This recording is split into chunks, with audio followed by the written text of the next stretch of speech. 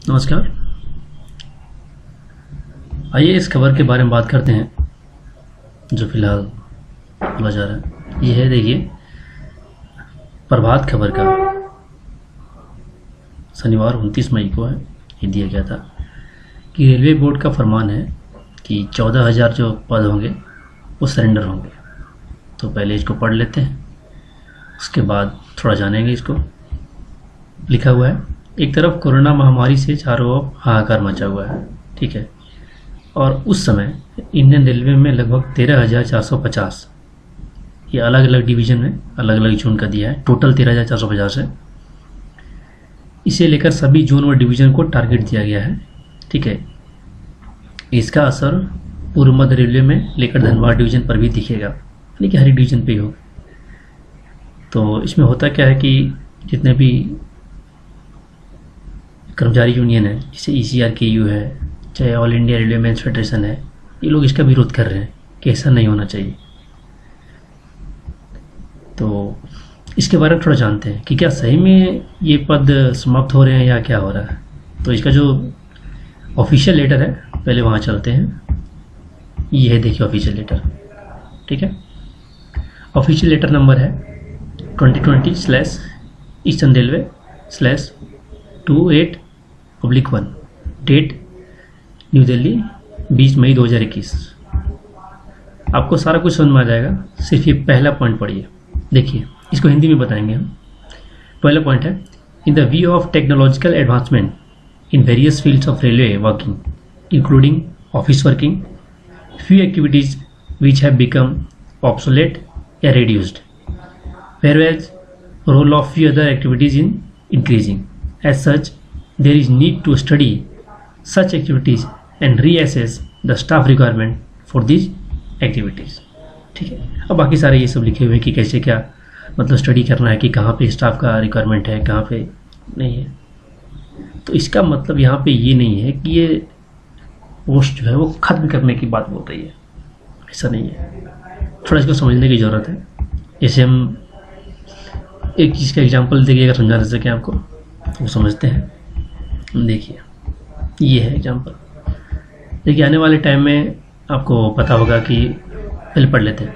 भारतीय रेलवे मालगाड़ियों के आखिरी डिब्बों में गार्डों की तैनाती की व्यवस्था खत्म करने वाली है, ये शायद आपको पता हो।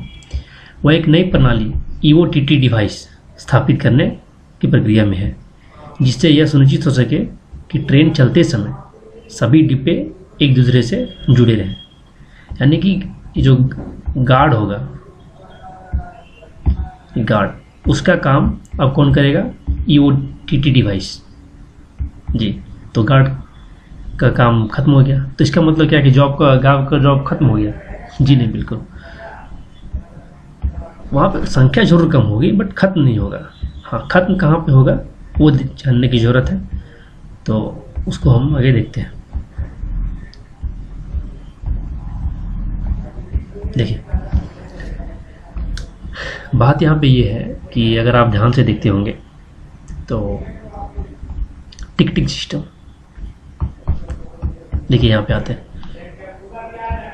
Railway working including office working. तो जो टिकटिंग सिस्टम होता था, ठीक है, अनरिजर्व टिकट्स, उसको पहले काटने के लिए हमारे रेलवे के ऑफिशियल स्टाफ लगते थे। आजकल है कहीं भी बहुत नाम मात्र बचे हुए हैं, बाकी सब कॉन्ट्रैक्ट बेसिस पे हो गया है। तो इसी का मतलब काम कर रहा है।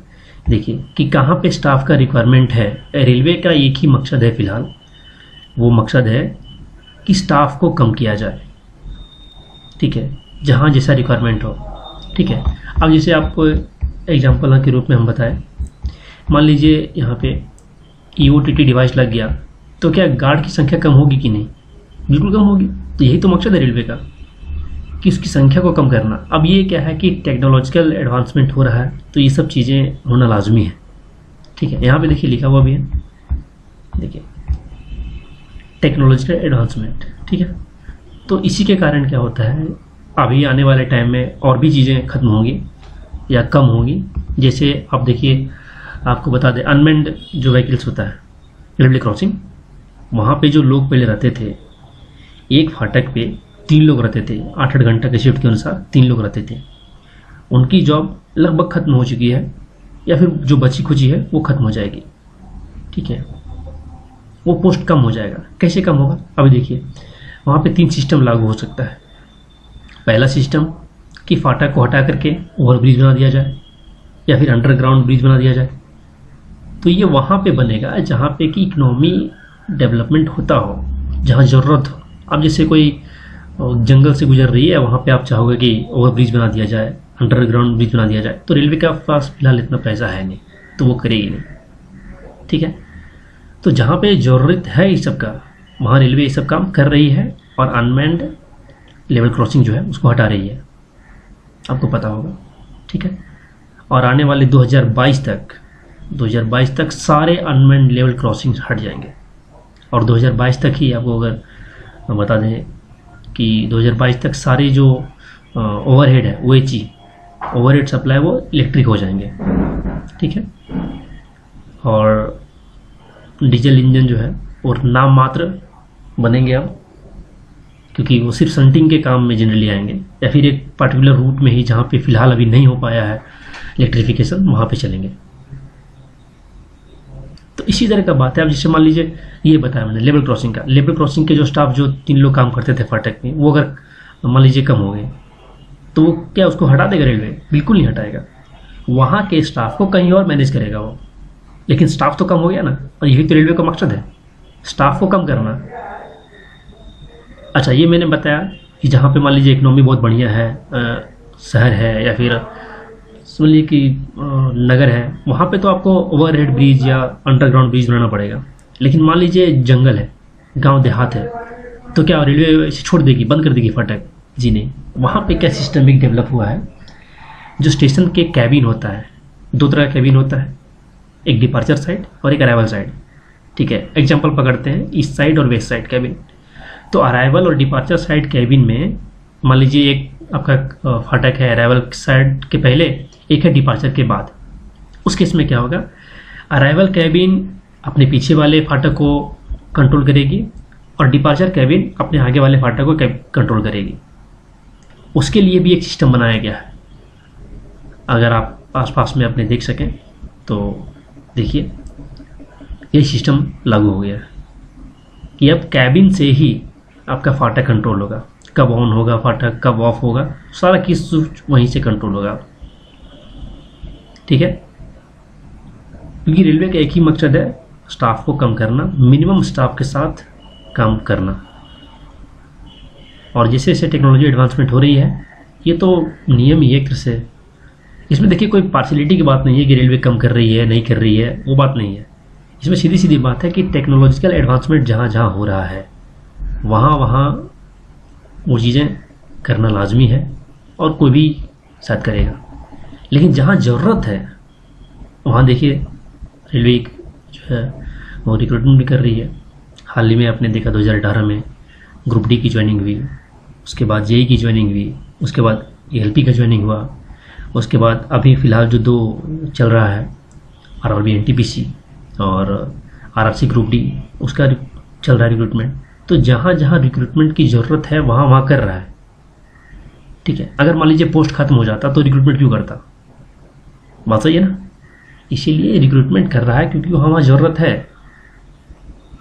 ठीक है, अब जहाँ ज़रूरत, वहीं देखिए यहाँ पे लिखा हुआ है साफ साफ कि full activities which have become obsolete या रिड्यूस्ड। अब देखिए ऑफिस वर्किंग में जब जो टिकट काटता था उसका ज़रूरत नहीं है, कॉन्ट्रैक्ट बेसिस पे हो गया है।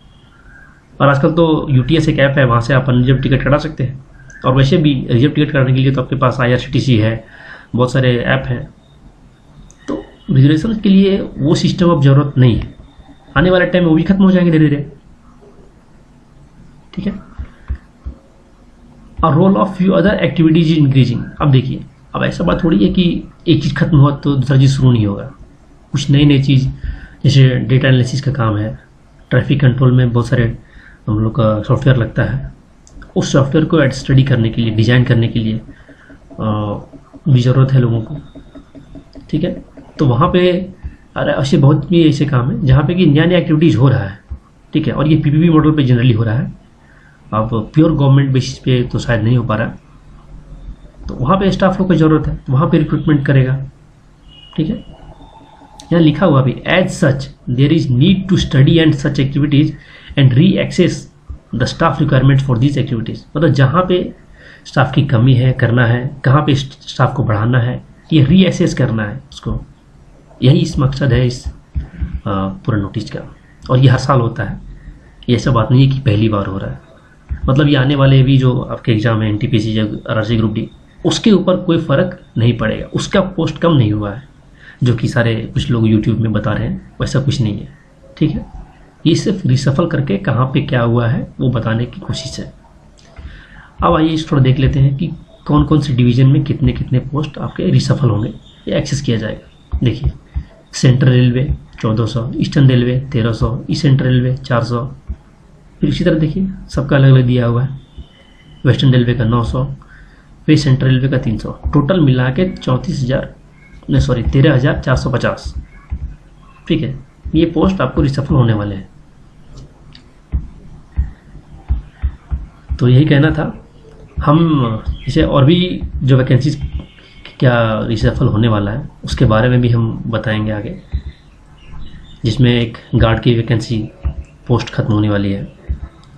टीटी, जी हाँ, टीटी की अब अगले आने वाले कुछ साल में हो सकता है 2028-30 तक ये सब सारे सिस्टम खत्म हो जाएंगे टीटी का। अब बोलिएगा टीसी का कैसे खत्म होगा, तो खत्म देखिए होने का चांसेस इसी तरह है कि उसमें आपको कुछ, लीजिए मेट्रो में आप कभी गए होंगे, वहाँ पे क्या होता है, एक आपने कार्ड स्वाइप किया, उसमें आपका पहले से जितना पैसा रहता है वो रहता है, और जहाँ से जहाँ आपको जाना है वो आप स्वाइप करते हो, वहाँ अपने ऑटोमेटिकली कट जाती है। कुछ ज़रूरत नहीं पड़ती है कि हम कुछ बीच में टिकट चेकिंग वगैरह का। तो यही सिस्टम होने वाला है। तो जहाँ पॉसिबल है स्टाफ को कम करने का टेक्नोलॉजी के यूज से या फिर और भी सुविधाएं से, उसको रेलवे कम करने पे तुला हुआ है और वो करेगा। ठीक है, अभी कितना सही है कितना गलत है आजकल के ज़माने में, जहाँ पे कि गवर्नमेंट जॉब के लिए इतनी मारा मारी है, खैर ये सबका अपना अपना पर्सपेक्टिव है। बट चूँकि रेलवे बोल रही है कि वो प्रॉफिट में नहीं है, इस कारण से वो ये सब चीज़ें कर रही हैं। ठीक है, तो आज के लिए इतना ही रखते हैं। फाइनली बता दें कि इस नोटिस से या इस चीज़ से आपका जो रेलवे का एनटीपीसी है या आरआरसी ग्रुप डी है, उसका कोई फ़र्क नहीं पड़ेगा। ठीक है, चलिए आगे और भी मिलेंगे, तब तक धन्यवाद।